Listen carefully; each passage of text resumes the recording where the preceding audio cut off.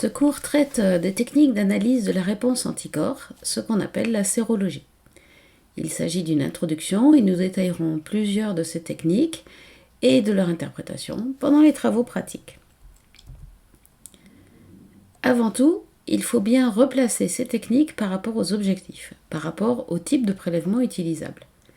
Il existe de très nombreuses techniques d'immunologie et de nombreuses variantes pour les adapter aux besoins. Par exemple, on peut faire une détection d'antigènes dans un prélèvement si on dispose de l'anticorps de référence, ou analyser la réponse anticorps si on dispose de l'antigène, par exemple un extrait d'une culture microbienne. Dans tous les cas, la qualité du prélèvement et des réactifs est essentielle. On peut rechercher des anticorps dans le sang, dans le lait, dans les sécrétions des muqueuses, dans les œufs, et en ce qui concerne l'analyse du sang, le sérum est préférable au plasma et au sang brut, car il se conserve mieux et qu'il y a moins d'artefacts. On va parler de méthode directe lorsqu'elle vise à chercher l'antigène. Le prélèvement utilisable ne sera pas forcément le sérum, mais plutôt celui où il y a le plus de chances de trouver l'agent en cause. On parle de méthode indirecte quand on ne cherche pas l'agent lui-même, mais plutôt des traces de son passage et en l'occurrence les anticorps.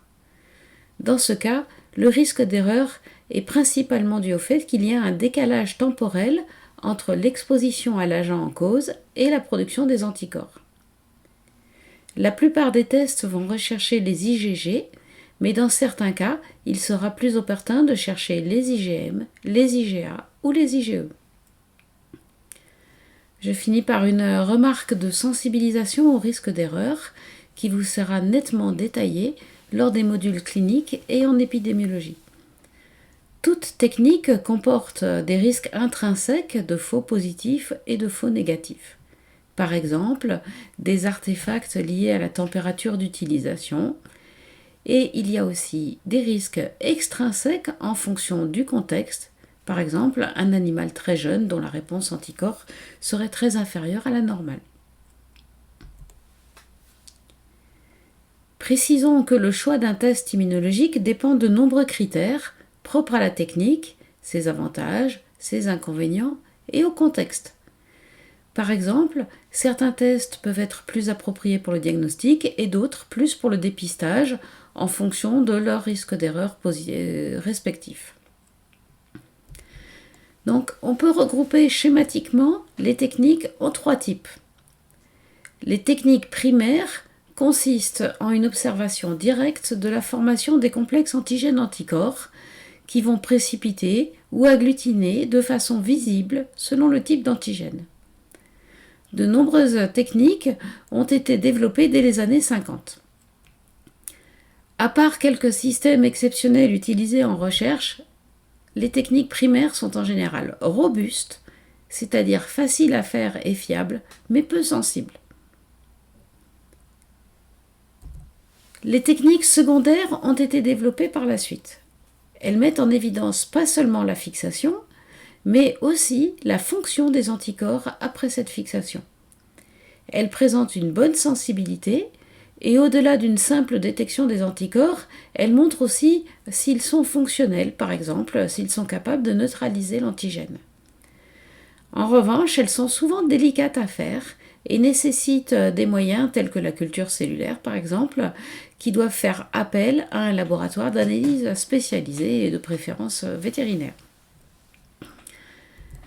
C'est pourquoi les techniques tertiaires connaissent un très grand développement. Elles sont toutes basées sur l'utilisation d'un élément artificiel fabriqué par le laboratoire qu'on appelle le conjugué. Les conjugués vont révéler l'élément recherché une fois qu'il est fixé sur un support. Bien que ces techniques nécessitent une mise au point plus complexe que les autres, elles présentent une très bonne sensibilité. L'autre avantage est qu'elles peuvent être adaptées à de nombreuses variantes, depuis les tests de laboratoire très précis jusqu'aux tests rapides employés sur le terrain, ce qu'on appelle les doctor tests.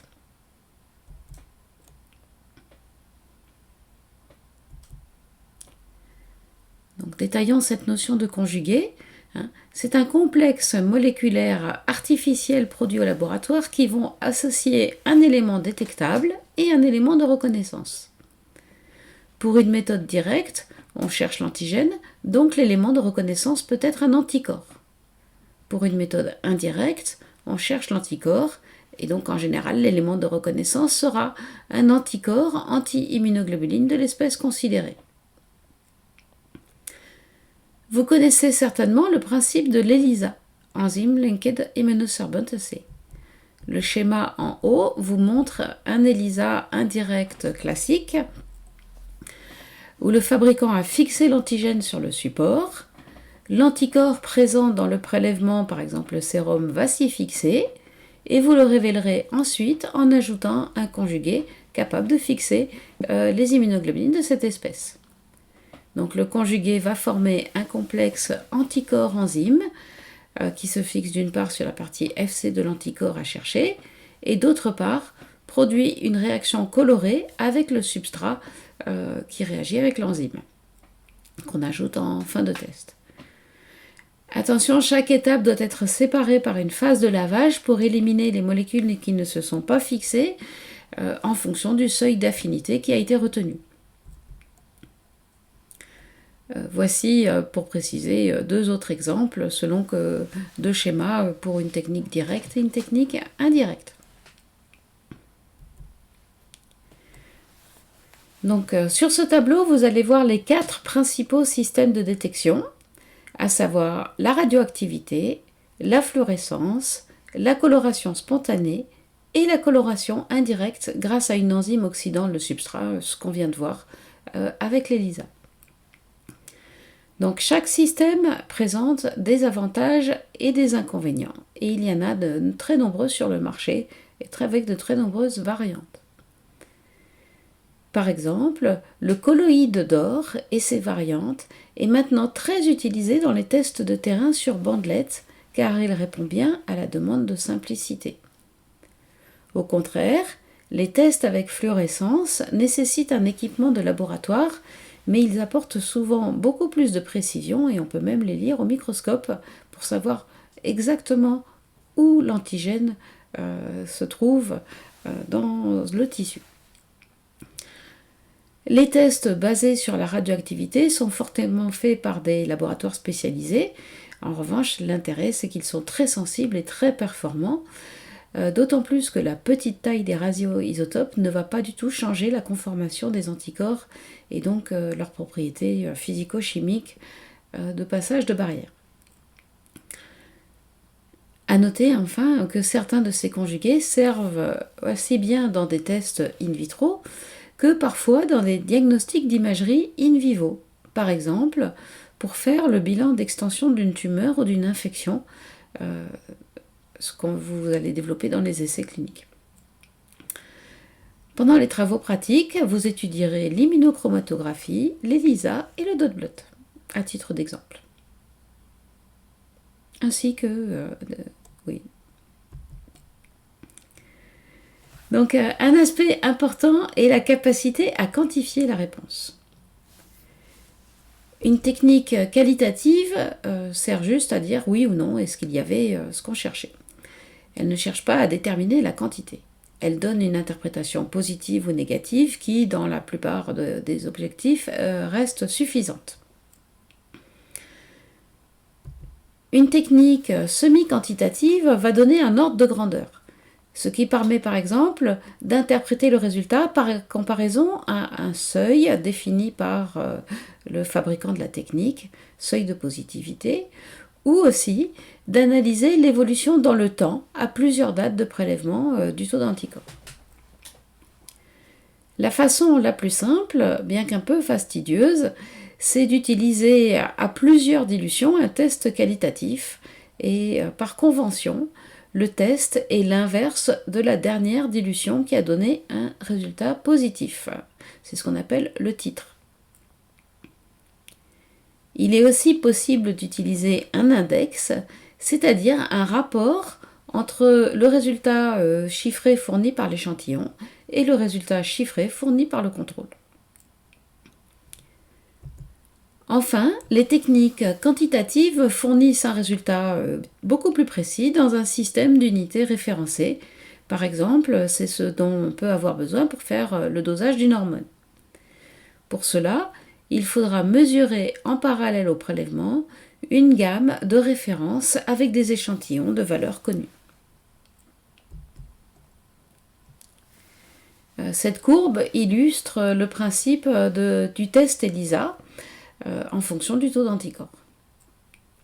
Donc différentes concentrations d'anticorps vont aboutir à différents niveaux de coloration qu'on pourra mesurer selon un système de densité optique, et ces résultats se placent selon une courbe sigmoïde. La sensibilité est la concentration la plus basse que l'on peut détecter. En dessous, on a un résultat qui s'appelle le bruit de fond et qui n'est pas interprétable. La saturation est, elle, la valeur la plus forte, et même s'il y avait plus d'anticorps, eh bien, on ne serait pas capable de les détecter. Donc en pratique, quand on fait un test diagnostique, on ne va pas faire l'ensemble de la courbe, mais on va se baser sur les données du fabricant et simplement utiliser des témoins positifs et négatifs pour valider la technique en vérifiant qu'il donne les résultats qui sont censés donner selon la courbe du fabricant. Ce qui est important, c'est d'avoir des seuils d'interprétation. Là aussi, on verra en TP comment mieux comprendre ces seuils. Donc l'animal va être considéré négatif si sa valeur est inférieure au seuil défini négatif, et positif si la valeur obtenue est supérieure au seuil positif. Il arrive parfois que certains résultats ne soient pas interprétables car ils se situent entre ces deux seuils, ce qu'on appelle la zone non interprétable. Donc c'est le rôle du vétérinaire d'interpréter ces résultats, y compris de proposer des alternatives avec d'autres types de techniques si le test n'est pas interprétable.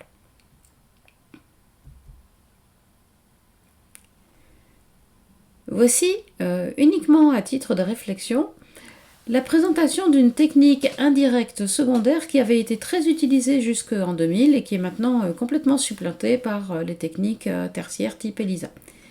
Il s'agit de la technique de fixation du complément. Elle est basée sur les propriétés cytolytiques du système du complément. Donc, dans un premier temps, on place dans le puits de test ce qu'on appelle le couple antigénique et qui correspond au mélange du sérum de l'individu attesté, contenant ou pas les anticorps recherchés, avec l'antigène de référence sous forme soluble qui est fourni par le fabricant. Dans un second temps, si on ajoute le complément, qui a la capacité de se fixer sur les complexes antigènes-anticorps, eh bien on aura soit pour un animal séronégatif un complément qui reste libre et disponible pour l'étape suivante, soit pour un animal séropositif, le complément va être fixé sur ces complexes du couple antigénique, et il va devenir alors inactif car son action n'est pas possible en l'absence d'une membrane cellulaire pour stabiliser ce complexe. Il va être dégradé, donc plus fonctionnel. Dans un troisième temps, on va ajouter au puits de test ce qu'on appelle le couple hémolytique, qui est fourni par le fabricant. Il s'agit en général d'un mélange d'hématies de mouton sur lequel ont été fixés des anticorps anti-hématies de mouton. Donc si l'animal était séropositif, il ne se passe rien puisqu'il ne reste plus de complément, et donc les hématies vont se déposer intactes au fond du puits en formant un point. Si l'animal était séronégatif, le complément est resté disponible et donc il peut être actif vis-à-vis du couple hémolytique, ce qui va aboutir à l'hémolyse puisque les hématies vont être attaquées et le puits va devenir entièrement rouge. En effet, les membranes des hématies sont sensibles à l'attaque par le complément en présence des anticorps fixés sur ces hématies. Donc, en effectuant ce test à plusieurs dilutions du sérum de l'individu, on obtiendra même une quantification par titre.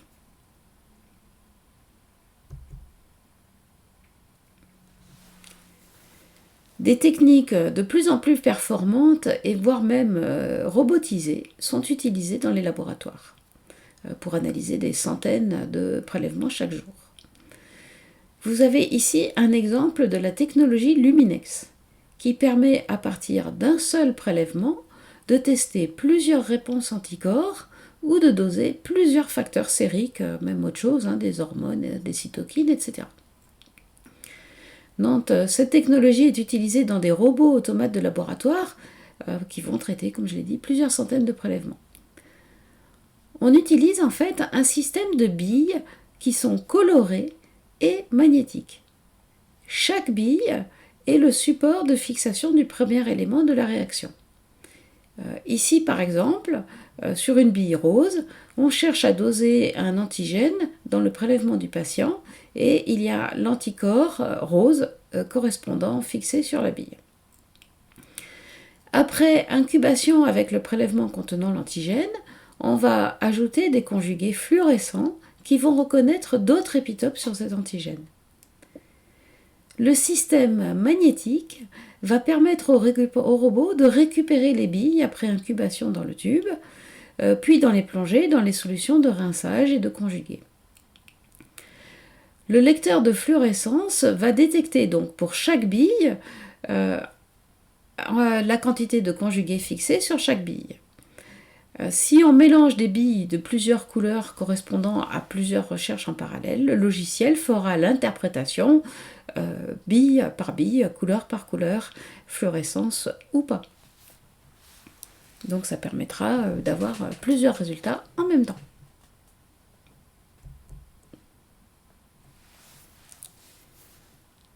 Parmi les difficultés de mise au point, il faut tenir compte en médecine vétérinaire des variations interspécifiques des immunoglobulines que nous avons déjà évoquées dans le cours sur leur structure. Il faut que le conjugué qu'on va utiliser soit capable de bien reconnaître l'immunoglobuline, son isotype, et il faut donc créer des conjugués anti-immunoglobulines humaines, félines, canines, bovines, etc., de toutes les espèces pour lesquelles on souhaite créer des tests.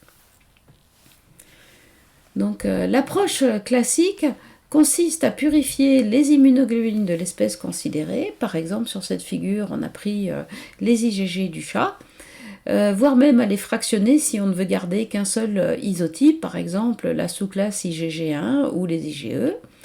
Et à partir de cet extrait purifié, on va immuniser un lapin qui fabriquera donc les anticorps dont on a besoin, soit anti-IgG1, soit anti-IgE de chat.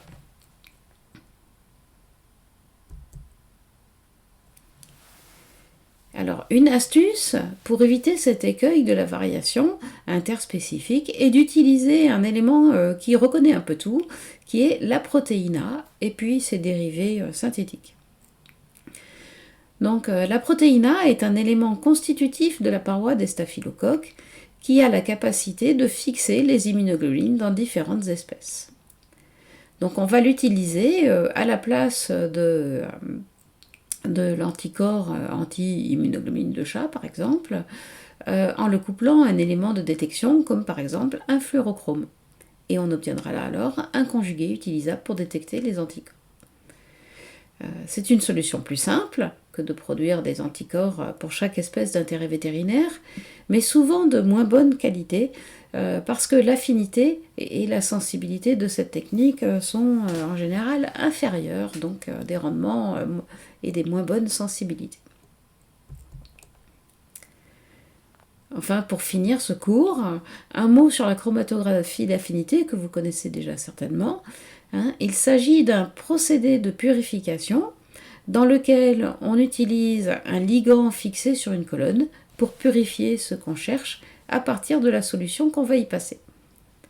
Il est bien évident que les anticorps sont très bien adaptés à ce procédé puisqu'ils vont chercher les éléments recherchés, considérés comme antigènes, avec une très grande spécificité et une très grande affinité, et qu'ils le relâcheront ensuite si on déplace l'équilibre antigène-anticorps, par exemple, en modifiant le pH. Comme vu sur la diapositive précédente, on peut aussi utiliser la protéine A s'il s'agit de purifier des immunoglobulines, par exemple, pour les obtenir sous forme pure à partir d'un antisérum. Fin de ce cours.